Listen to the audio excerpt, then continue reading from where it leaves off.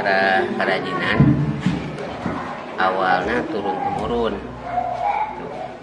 Nah, sampai ayeuna biasa dibeli, tapi lebih langkung seueur di ayeuna motifna langkung seueur di ayeuna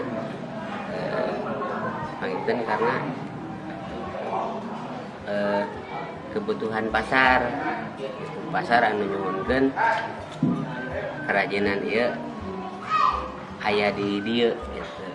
Nah, tapi pakai pengrajin teu tiasa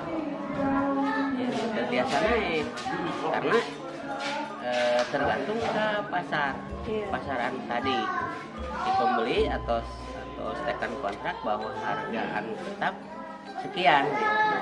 Kok pada dinaikkan oke paling kan setelah order dia beres gitu.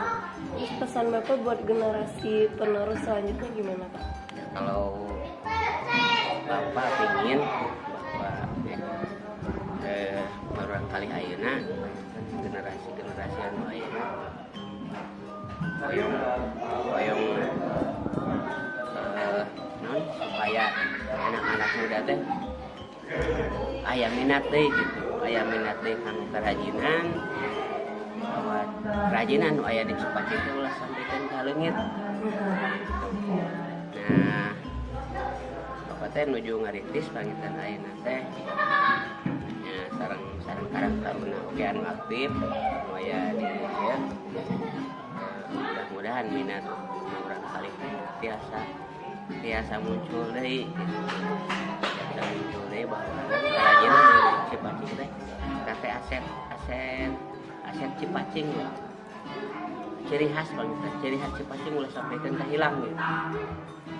Bahwa Cipacing sampikeun ke kapanpun jami anu di luar ngadang bahwa Cipacing teh pernah menjadi mungkin ikon lah gitu, ikon Sumedang.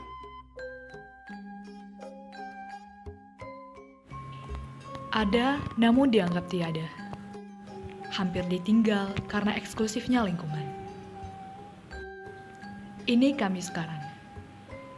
Datang dan bergabunglah. Kita lestarikan bersama Gang Pengrajin Desa Cipacing.